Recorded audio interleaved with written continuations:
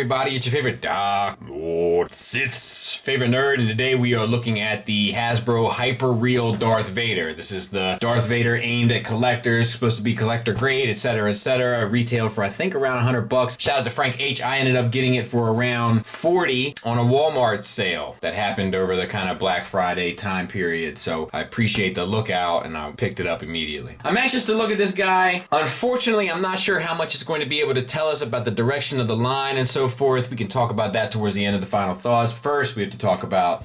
It comes with the display base, but no display struts for it to kind of keep the figure the way you want it. So that's a little strange. I'm not sure what all this is about, other than the pegs you can pull out and put in here, and then his feet can go in the pegs. This might be some sort of connector for multiple bases, I would imagine. But it's cool that you can store the pieces, but,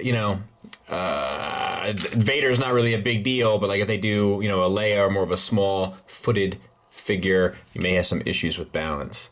So he comes with a wide array of hands. In the opening footage, he had a right fist hand and a left lightsaber holding hand.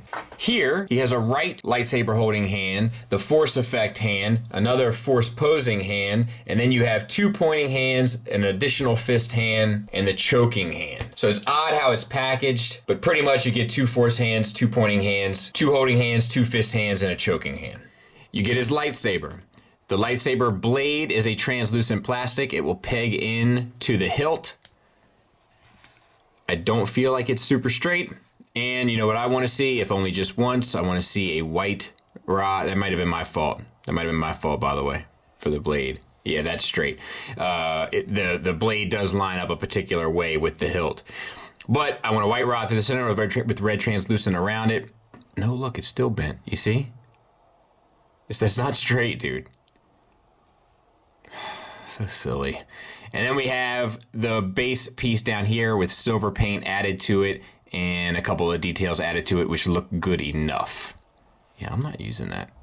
It's crazy. He'll hold it just fine. It can also clip onto his belt. However, it is a soft hook and it is a soft plastic on the lightsaber, so it doesn't hook extremely securely. He also comes with this kind of force effect. This is a translucent plastic or transparent plastic, and there's like a few, it looks like more Kryptonian to me than it does like Star Wars when he stops the blaster bolt or perhaps does a push or whatever.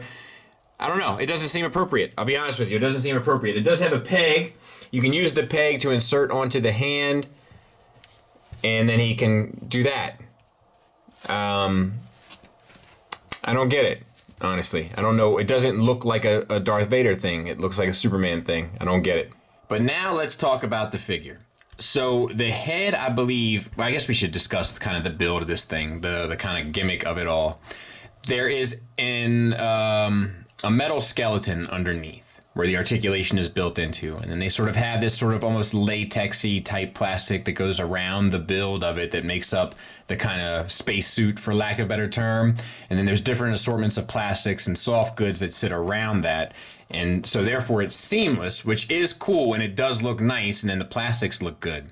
So it's a cool approach. I'm not anti-approach.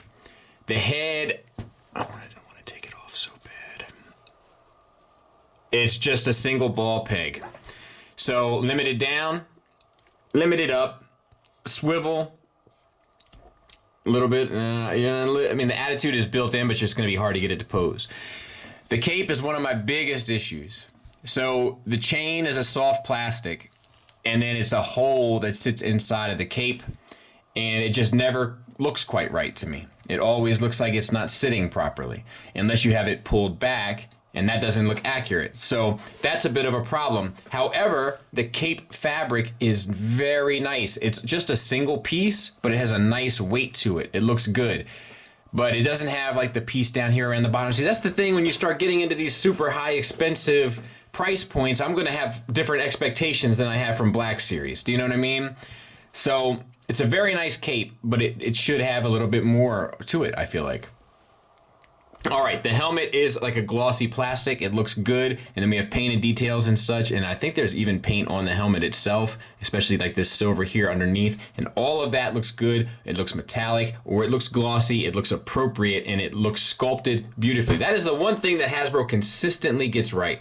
With Vader, they know how to sculpt that helmet. I feel like we struggled with that with SH Figuarts, not with Vader. I mean, not with Hasbro, rather. They get it right. All right, so moving on to the chest armor. The silver paint here, like this gunmetal paint, is beautiful. It's a metallic paint. It looks fantastic, and it's broken up amongst the glossy plastic, which looks good as well. Same for the shoulder pads. The shoulder pads, as you can see, are connected to this piece, and this piece also holds in place the soft goods, which come down and go inside the belt. This is a hole, so that's, you know what I mean, like where his arm fits through. I'm good with that. To this piece of soft goods, which is done just as well as the cape, which is pretty good. I don't want to seem like I'm upset with it. It's just like there's more to his cape than what we're getting here. And at the price point, you know, you're going to start asking some questions that you wouldn't normally ask. All right. This chest piece here, oh no, that's sculpted. I just figured it was a floating piece. So this is a piece that's glued on. And then you have the white, red, and blue, and maybe silver paint added onto the chest, which is nice enough. All right, and then we have the kind of plastic gloves. Let's get into the articulation, right? So there is some sort of ball joint at the waist. It doesn't really get you anything. You can pose it, but it won't stay. You can get the swivel a bit. But once again, it doesn't want to stay because like the latex or whatever this rubbery feeling thing is here wants to pull back against it.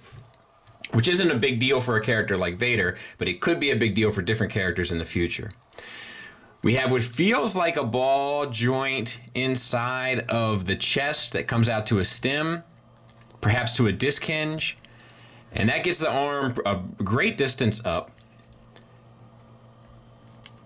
And 90 degrees forward. I do worry about the strain that this is going to put on this material. Not unlike the Hot Toy stuff, you know? No real bicep swivel. You get it at the elbow, it feels like. The elbow itself is single hinged, gets you 90 degrees. At least it feels single hinged to me. Get you 90 degrees, which is fine, once again, for a character like Vader. But different characters, you might have different needs. There is a wrist swivel, however, the same problem, right? So the glove is a tight fit against the rubbery suit. So as you swivel the wrist, it has a tendency to want to pull back towards the center. Now it's not doing it as much, but I don't know. I don't know if you can see that or not. Like, you really got to kind of overdo it. Not the biggest deal in the world, and you can get around it. I'm just pointing it out. All right, so then we have the belt. The belt has these pieces attached to it. Is that sculpted on or glued on? It looks glued on. And then the pieces are all painted on it, and the paint job is clean and well done. Then we have this cod piece here that hangs underneath. I like the sculpted wrinkles and stuff in there. That all works for me. It feels like ball joints. It could be universals for hips. Like, see how it's stressing out the rubbery suit. But once again, Vader's not a character that you need to get extreme leg poses with, so I'm good with that. And then forward, I mean, you can go to a crazy things too. It just starts to look weird. But it is nice that they have it, and it's just so, it's like gelatinous. It's so strange. But it's there, and it's decent articulation.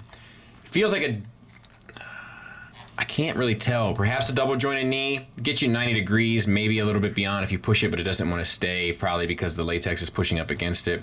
Then you have the rubbery boots. You have one rubbery, like it's an additional rubbery part that goes over top of your base rubbery part, and then you have the plastic over top of that. And that's glued on, but the straps are sculpted in. The sculpt on them is nice, and so is the sculpt on all of the rubbery bits, to be fair. Like, it looks like the spacesuit. Do you know what I mean? I believe it. Like, all the wrinkles around the crotch, like, it all works. All right, for the ankles, I'm going to guess a double ball peg style. You get a tilt down, a tilt up, a rocker. So all that works well, and then you have the glossy plastic at the bottom of the boot. And there he is kind of from the back. It's not bad. It's really not. It's just strange, and it's slightly off-putting. And it does raise some concerns for me of how they will handle figures and characters that don't have helmets. But we'll cross that bridge as we get there. I'm in for the Luke 2. I'm in for everything so far. We'll see how it goes. Because this isn't bad. It's just strange. Size comparison wise, there he is with the Black Series, so that'll give you an idea of size, hopefully. I mean, it's a decently sized figure. In fact, it reminds me of an older Play Arts Kai. Now the problem is these Play Arts are much better painted. There's more sculpt work that went into them, but they don't have the soft goods and they don't have this kind of metal skeleton. They don't have the rubbery bits, so I'm not sure how I feel about its worth yet. You got an awful lot of bang for your buck with these Play Arts, and they were less expensive than this Vader. Something for me to kind of have to wrestle with internally.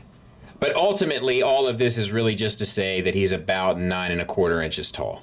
Final thoughts wise, in regards to the negatives, I do have an issue with the way that the cape sits around the collar of the figure. It doesn't end up looking 100% accurate nor natural. It's also a bit of a bear to swap out the hands and manipulating the joints underneath the foam, rubbery, strange, latexy material. I feel like at the price point, everything should be painted. I guess aside from the latex, foamy, weird, rubbery material. And to be fair, a lot of it is. But at the retail sticker price, this thing needs to come with everything.